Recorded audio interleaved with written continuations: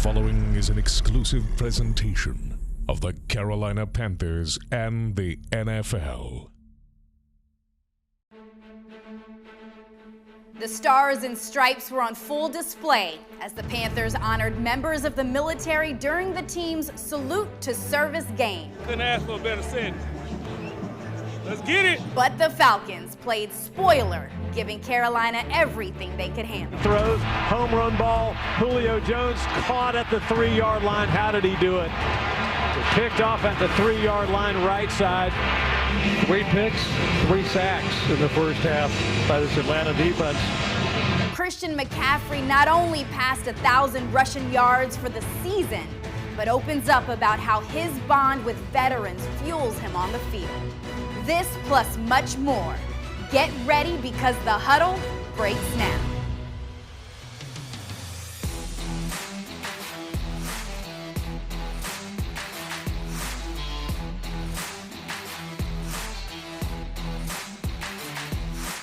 This is the Carolina Panthers Television Network. And you've stepped into the Huddle. The Panthers Huddle with Ron Rivera.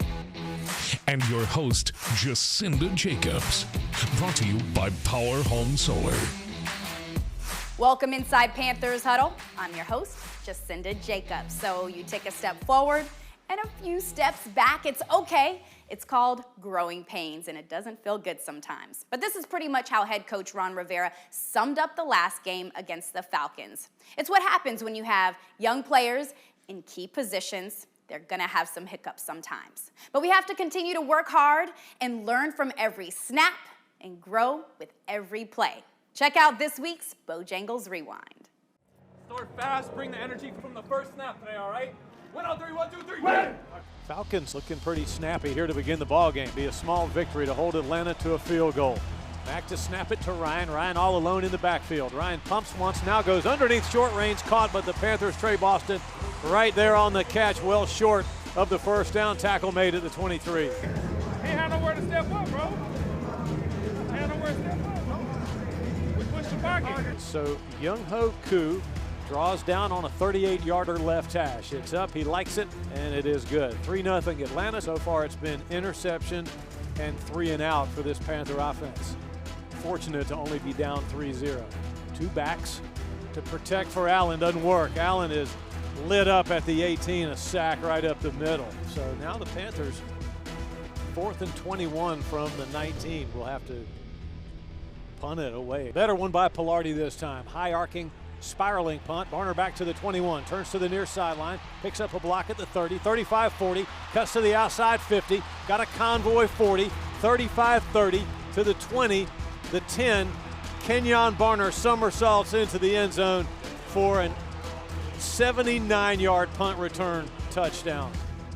Panthers got to wake up and meet the energy that Atlanta has brought to this game.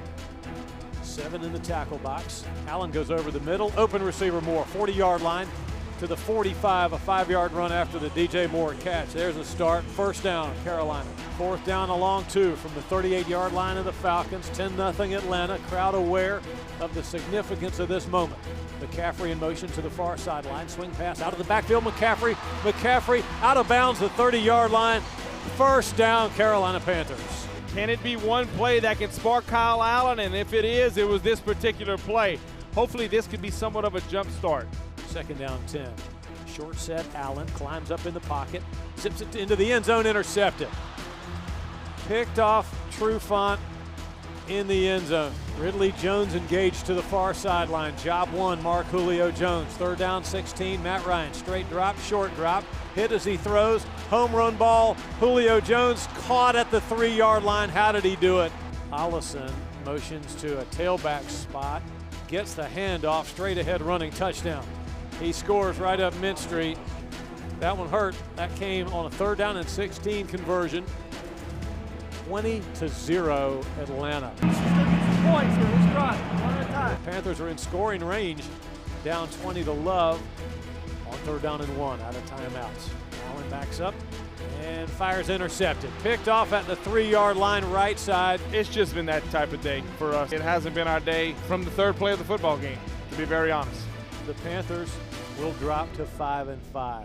Atlanta 29 and Carolina 3. Improvise, adapt, overcome. These words ring truer than ever, especially coming out of our salute to service game. So now that the Falcons are behind us, let's look forward to the division-leading Saints. You know, it's a great challenge. These guys are playing well. We got a good team going on. You know, we know this place well. It's a hard place to play. We've had good moments over the years. We've had tough moments over the years. Had a little bit of a mixed bag going there. So we, you know, we understand what that challenge means. It's definitely huge just to go 1-0, get a big win this week. We know we're going into a hostile environment, division opponent. We know what to expect out of them, and we just got to keep continuing to prepare and get ready for a good game. Yeah, I'm in Superdome, but I've been in there when we've had it as quiet as mice, you know. I mean, we know what we got in front of us. We got to go out there and just play, you know, Panther ball. We're just getting started on the Huddle. When we come back, we go one-on-one with Coach Rivera. This exclusive presentation of the Carolina Panthers television network is brought to you by Power Home Solar and in part by Bank of America, official bank of the Carolina Panthers. Now, back to Panthers Huddle with Ron Rivera. Brought to you by Power Home Solar. The 2003 Carolina Panthers had a magical run, didn't they? All through the season and into the playoffs. I mean, maybe you remember X-Clown against the Rams, or the beatdown we put on Philly, or the ultimate heartbreak against the Patriots. But what about the wild card round? In this week's 25-year celebration, Julius Peppers sends the Dallas Cowboys packing.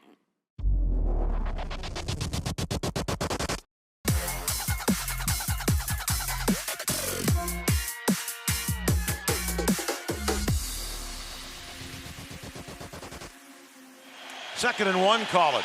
Carter will work shotgun. Blitz is coming by Terry Cousin. Carter throws over the middle, and it's intercepted. Julius Peppers coming back the other way. 30, 20, Peppers 15, and down to the 11-yard line. There's your pressure that you wanted on Quincy Carter, and he threw it right to Julius Peppers, and he does another leap into the end zone, a la Steve Smith, and he's got some teammates joining him. Man, that's just a big-time player making a big-time play there. Can't wait to catch you in Canton one day, Pep. All right, this week, the Panthers have another Hall of Fame player to look out for, Drew Brees.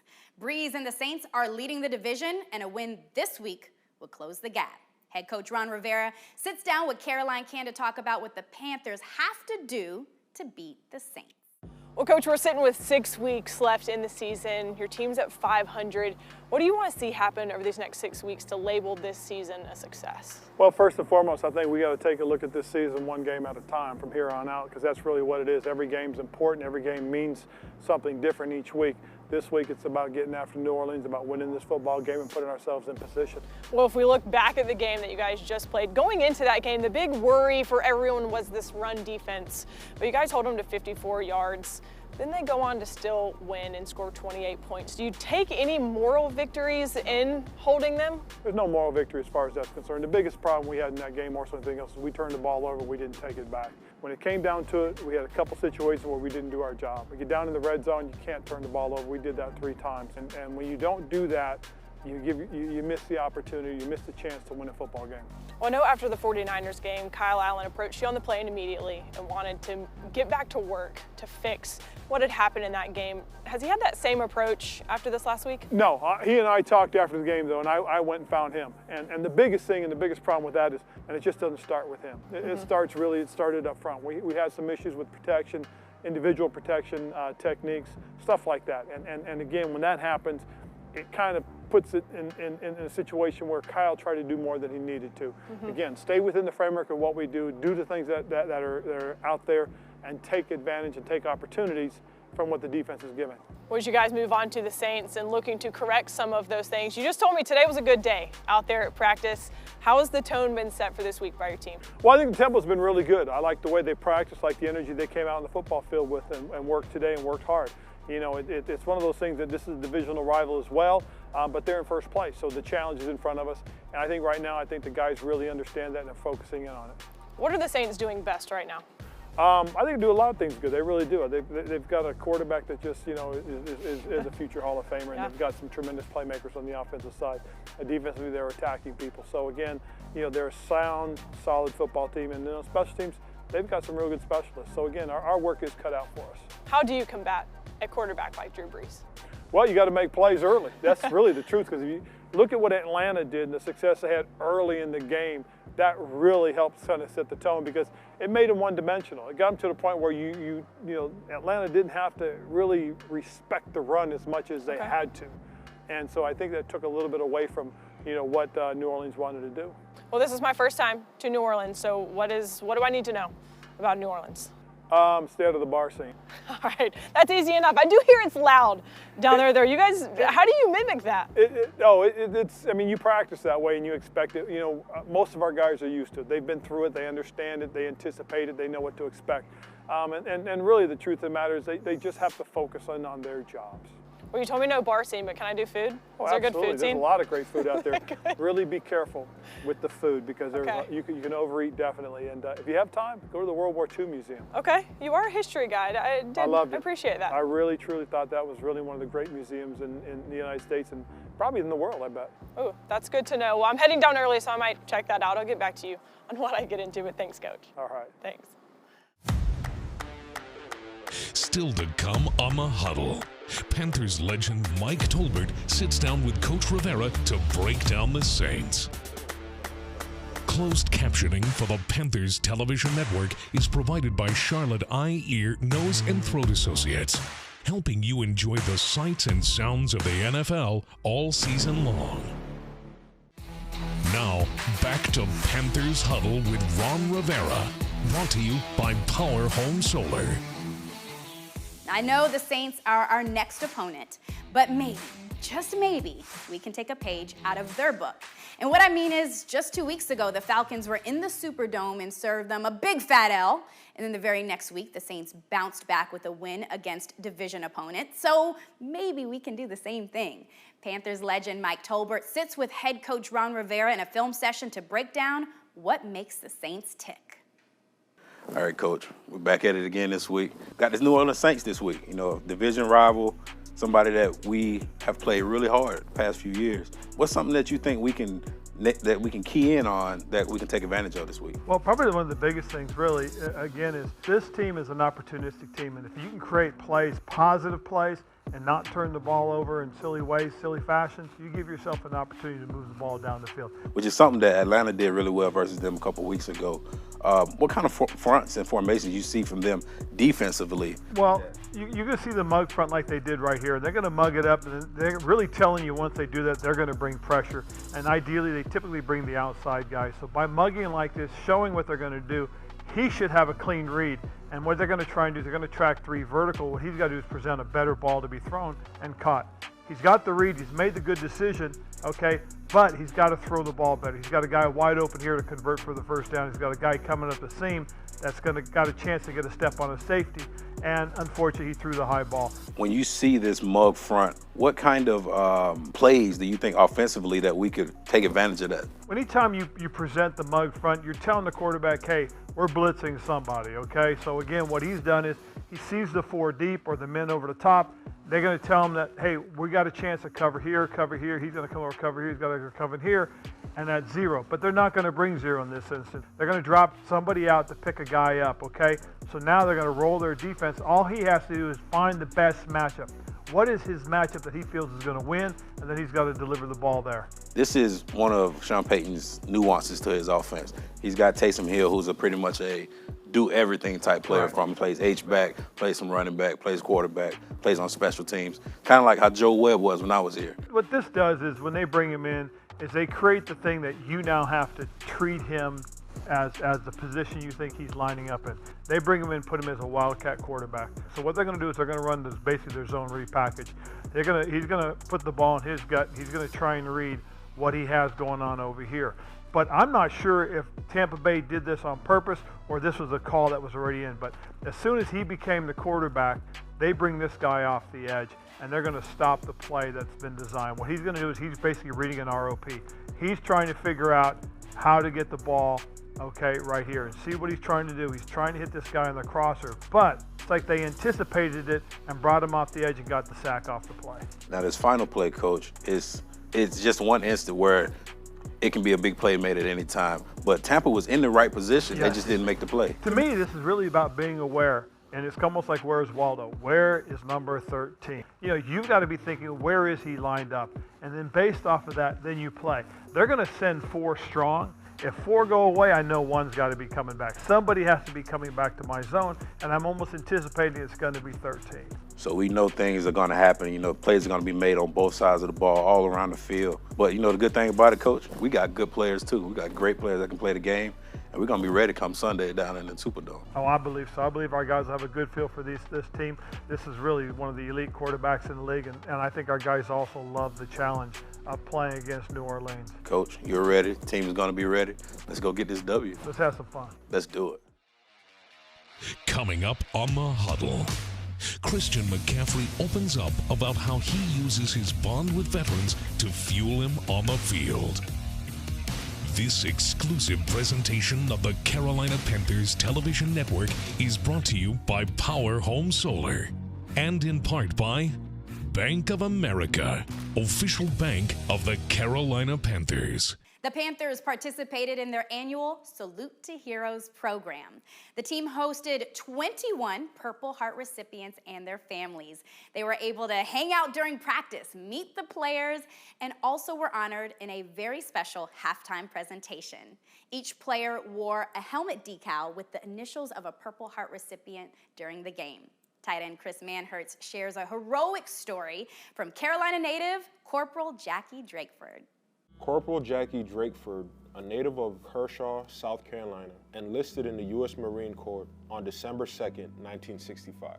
Jackie spent 13 months at war. During this period, he was wounded 3 times and was exposed to Agent Orange. Men fought with rocks, sticks, knives, or anything they could get their hands on. The fighting was so intense that during just 7 hours of this assault, there were 2 Navy Crosses, 5 Silver Stars, 6 Bronze Stars with Valor, and 1 Navy Commendation with Valor, and approximately 150 Purple Hearts earned. At the end of his enlistment in 1968, Jackie returned home to North Carolina.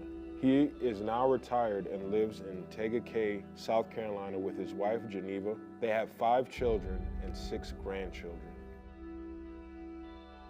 It makes me feel humbled, honored, and extremely grateful and appreciative for everyone that's fighting for our freedom.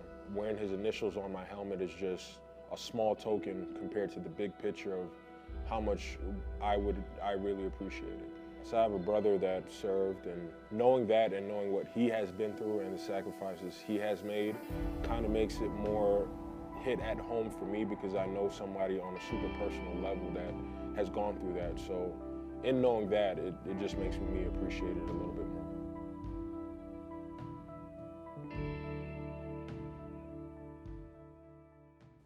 The helmet decals are just a small gesture to show our immense gratitude toward those who risk their lives for us each and every day.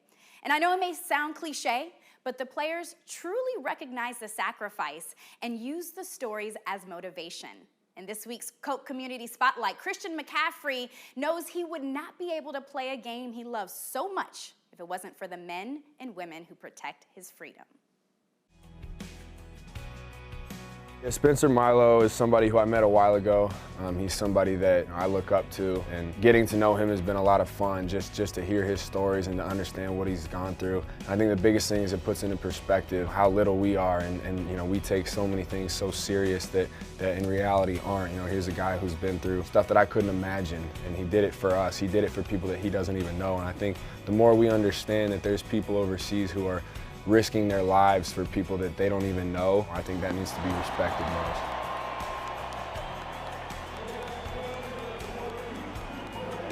I think it's incredibly important to everybody who plays football, the whole Salute to Service Month and what it means to us, just understanding that we play a game for a living, and you have people who are overseas sacrificing, who have sacrificed so that we may play a game. And I think for me, I take that very personally, and understanding that Without them, I'm not allowed to do what I love. Give it everything you got. Play for the man next to you. We come out on top. Here we go, boys. I think it's awesome that the Panthers take one game a year and dedicate it to salute the service to our military. I take it very personally. I think it's something that needs to be done throughout the entire league, and I think that is why Salute the Service Month is so special.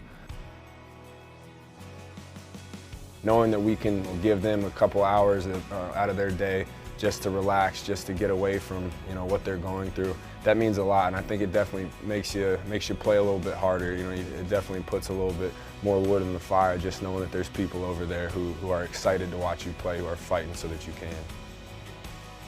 When I see his picture, when I see his phone pop up on my text thread, I get excited because that's somebody that I look up to, that I know a lot of other people look up to, and that's somebody who I think everybody should model their life after.